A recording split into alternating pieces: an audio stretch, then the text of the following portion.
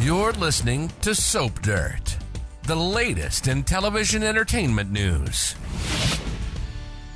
Hey, Young and the Restless fans, I have got your weekly prediction edition. Sharon's meds were tampered with, I think. I also think we're going to see Chelsea jealous and Phyllis unraveling even more than she already has. It's Belinda from Soap Dirt, and I've got predictions for Lily and her new guy, for Ian, Jordan, and Sharon, for Chelsea, Billy, and Sally, for Claire and Jordan, and for Phyllis and Sharon.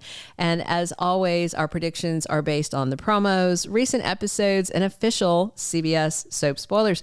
Click subscribe if you're not following us. Let's dive into our very first predictions. I think Lily is going to have Nate's half-brother for her new love interest. We do know she's getting a new love interest, and my prediction is it's going to be Nate's half-brother. And we're going to meet him soon, and just don't scream yet. Yes, Nate and Lily are cousins, but no, his half-brother is not related to Lily, not one bit. Here's why.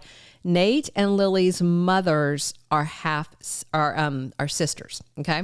So their dads are not related at all. So Nate and Lily are related on their sister sides. Their dads are not related, and Nate and Damian share a dad. So there's no blood ties at all between Damian and Lily. All right. Now, spoilers for this. On Wednesday, the 27th, Nate invites Amy Lewis to stay with him because she's in town, she's broke, and it's the holidays. Audra gets to meet her.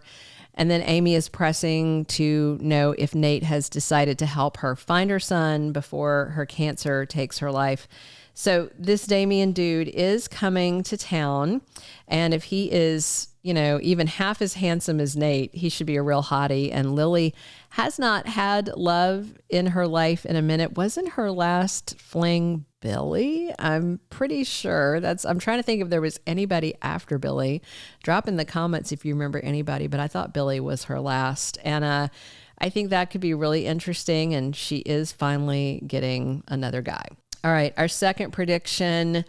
I think that Ian and Jordan did something diabolical to Sharon's bipolar medication. So Sharon's meds have been brought up pretty much on a daily basis for not only for months, but also in particular since she confessed her dastardly deeds to Nick. Deeds we know that some she did, like the framing and the body disposable, some she didn't, like the actual murder.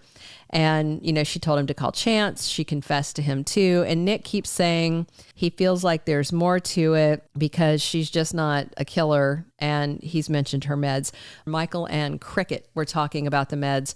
And I suspect that Sharon absolutely faithfully has been taking the medication in the bottles. I just don't think the correct medicine was in the bottle. So on Monday, the 25th, Nick suggests that Sharon's messed up medication might have played a role in her actions. And he just thinks like the doctors haven't found the right balance.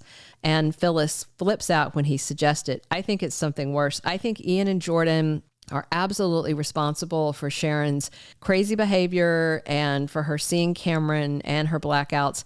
I think they added something really bad to her standard meds. Like, I think that they opened those capsules and put something extra in, something like LSD, a hallucinogenic. If you remember, Mariah checked the bottles and confirmed Sharon's taking them.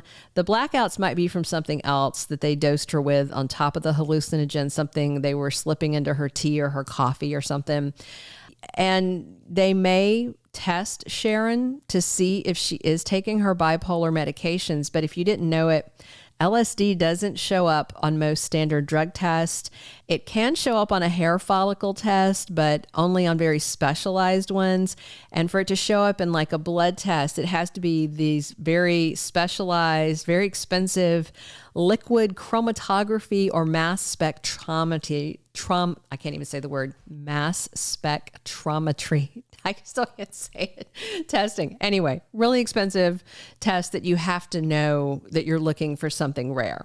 So it's kind of the perfect drug for them to use, because if Ian and Jordan simply added it on top of Sharon's bipolar medication, if Y&R sticks to real scientific tests, The bipolar meds will show up as normal and the LSD won't show up at all unless, again, they use these very specialized tests.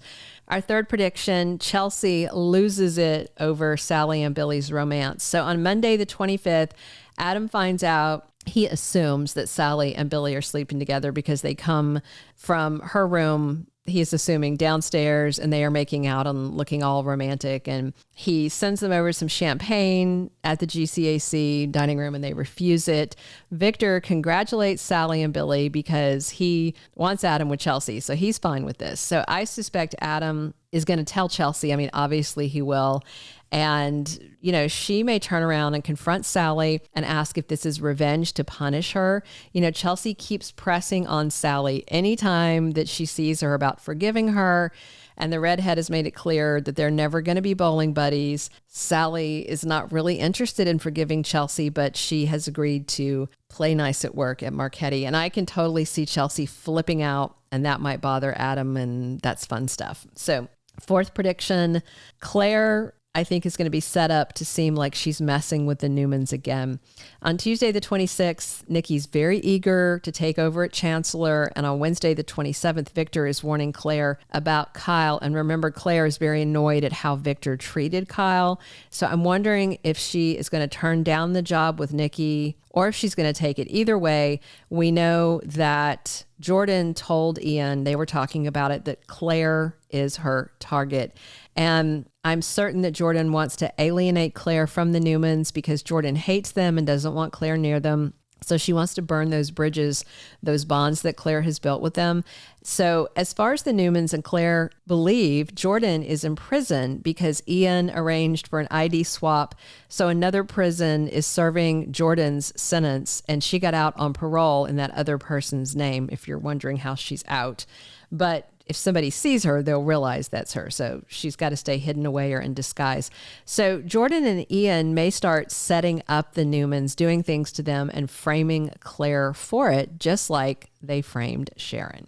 Our fifth and final prediction, Phyllis's rage consumes her. And I know she seems enraged already, but I think if you can imagine it, she's going to go from torch to bonfire. Monday, the 25th, Phyllis goes off on Nick when he brings up Sharon's meds and seems to be looking for, I don't know if it's an excuse or an explanation, because he just can't believe Sharon killed Heather in cold blood, and that set Phyllis off. And then she flies off the handle at Michael on Monday when she finds out he's Sharon's lawyer. And Phyllis is absolutely ready to call it quits on their long-running friendship.